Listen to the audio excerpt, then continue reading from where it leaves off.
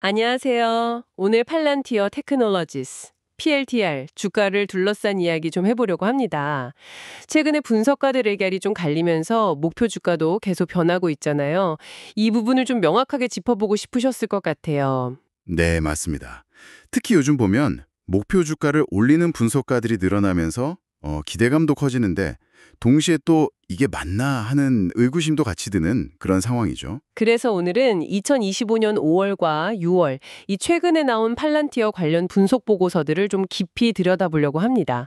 왜 목표 주가가 오르는 건지, 또 어떤 성장 동력을 보고 있는 건지, 반대로 또 어떤 위험 요인을 지적하는지, 이런 상반된 신호들 속에서 좀 균형 잡힌 시각을 찾는데 도움을 드리고 싶네요. 좋습니다. 자, 그럼 한번 자세히 시작해 볼까요? 네. 일단 가장 먼저 눈에 띄는 건 역시 전반적인 목표 주가 상향 조정 추세예요. 아, 역시 그 부분인가요? 좀 긍정적인 전망이 우세해 보인다 이런 신호로 받아들여도 될까요? 구체적으로 어떤 기관들이 움직였나요? 네, 뭐 예를 들자면 뱅크 오브 아메리카 같은 경우는 목표 주가를 150달러로 꽤 크게 올렸어요. 그러면서 매수 의견을 냈고요. 150달러요? 상당히 높네요. 그렇죠. 그리고 웨드부시 역시 140달러로 올리면서 긍정적인 시각을 계속 유지하고 있습니다. 시장 수익률 상회 의견이죠. 그럼 대부분 좀 긍정적으로 보는 건가요? 근데 여기서 진짜 흥미로운 점은 상대적으로 좀 신중한 입장이었던 미주호증권이잖아요. 아, 네네. 미조는 좀 보수적으로 봤었죠. 맞아요.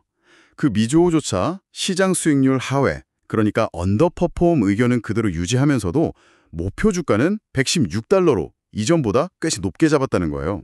그건 좀 의외네요. 평가는 낮게 하면서 목표 주가는 올린다. 네.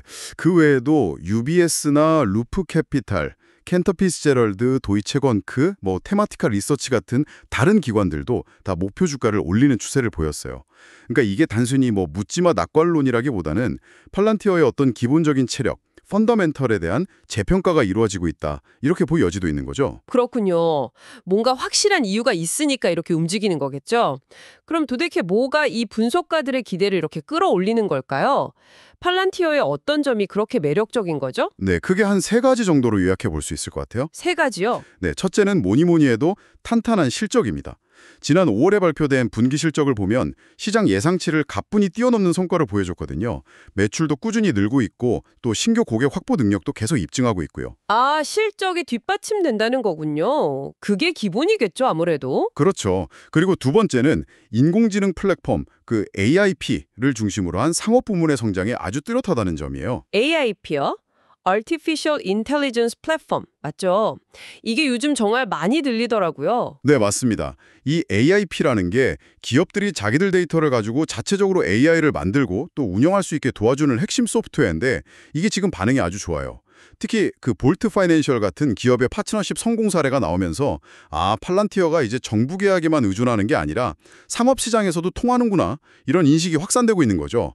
수익원을 다각화하는 아주 중요한 발판이 되고 있습니다. 정부 계약 이야기가 나와서 말인데 그 부분도 빼놓을 순 없겠죠. 여전히 중요한 부분 아닌가요? 물론입니다.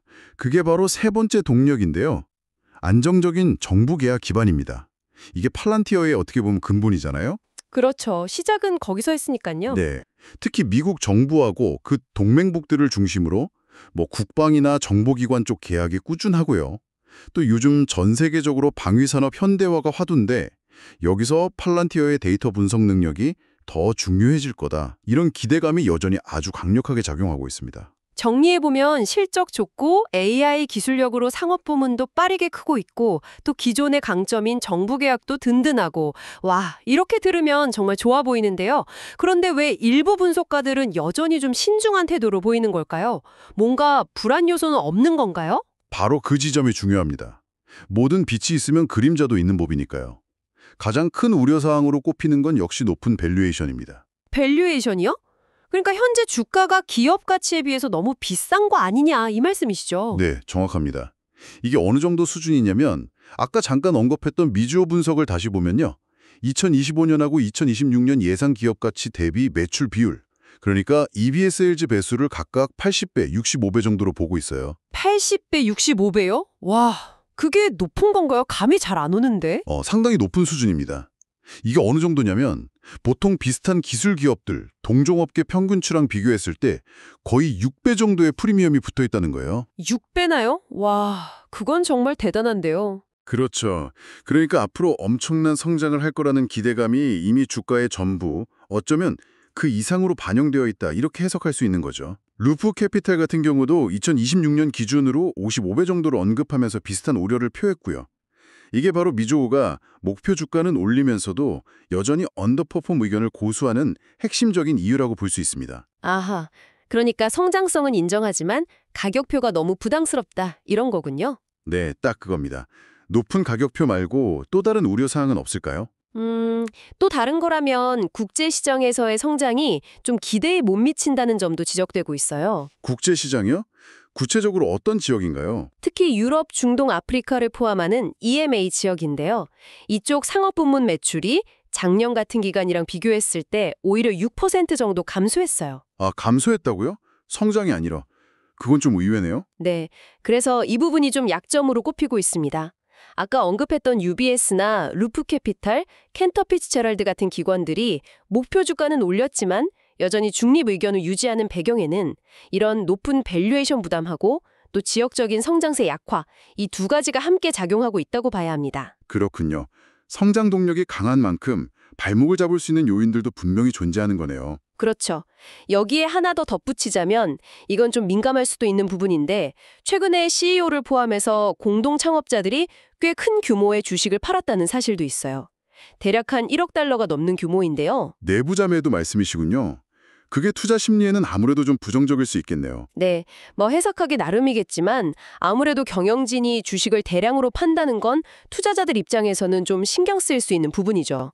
그럼 이 모든 정보들을 종합해 봤을 때 지금 팔란티어의 위치를 어떻게 정리해 볼 수 있을까요? 좀 복잡한데요. 네, 정말 복잡하죠. 분석가들 목표 주가만 봐도 그래요. 아까 말씀드린 것처럼 제일 낮게 보는 도이체방크는 80달러인데 제일 높게 보는 뱅크 오브 아메리카는 150달러까지 보잖아요. 와, 거의 2배 차이네요. 그렇죠. 범위가 정말 넓습니다. 5월 말 기준으로 분석가들 평균 목표 주가를 보면 대략 한 100달러 정도 수준이에요. 이게 6월 10일 종가가 132달러 정도였으니까 평균보다는 현재 주가가 더 높긴 하죠. 하지만 또 최고 목표가는 추가 상승 여력이 충분히 있다고 보는 거고요. 그러니까 시장의 의견이 정말 분분하다는 거네요. 네, 결국 팔란티어는 AI 기술력을 바탕으로 한 상업 부문 확장이라는 아주 강력한 성장 스토리를 가지고 있는 건 분명해요. 하지만 동시에 그 엄청난 기대감이 이미 주가에 과도하게 반영된 건 아니냐는 높은 밸류에이션 문제, 그리고 국제시장 성장세 둔화 같은 위험 요인도 함께 안고 있는 거죠. 정말 양날의 검 같은 상황이군요. 맞습니다. 그래서 어느 한쪽으로 치우쳐서 보기보다는 이 양쪽 측면을 모두 고려하는 좀 균형 잡힌 접근이 필요해 보입니다. 그리고 곧 다가올 8월 10일로 예정된 다음 분기 실적 발표가 이 균형추가 과연 어느 쪽으로 기울게 될지 가늠해 볼 수 있는 아주 중요한 분기점이 될 것 같아요. 네, 8월 실적 발표가 정말 중요하겠네요. 자, 오늘 팔란티어를 둘러싼 분석가들의 다양한 시각과 그 근거들을 정말 깊이 있게 살펴봤습니다. 강력한 성장 동력이 분명히 존재하지만 동시에 높은 밸류에이션과 같은 무시할 수 없는 위험 요인도 있다는 점, 이 핵심적인 찬반 양론을 확인했네요. 네, 오늘 이야기를 통해서 이제 팔란티어에 대한 여러 분석들을 뒤에 숨겨진 그 핵심 동인들, 그리고 또 잠재적인 위험 요인들에 대해서 한층 더 명확한 그림을 그리실 수 있게 되셨기를 바랍니다. 마지막으로 이런 질문을 한번 던져보고 싶습니다. 앞으로 팔란티어의 기업 가치는 과연 정부 계약의 그 안정성에 더 무게를 두게 될까요? 아니면 AI를 통한 상업 부문의 폭발적인 성장성에 더 크게 좌우될까요? 특히 지금처럼 높은 가치 평가를 받고 있는 상황에서 이걸 정당화하려면 과연 어떤 부분이 가장 중요하게 작용해야 할지 한번 각자 곱씹어 보시면 좋겠습니다.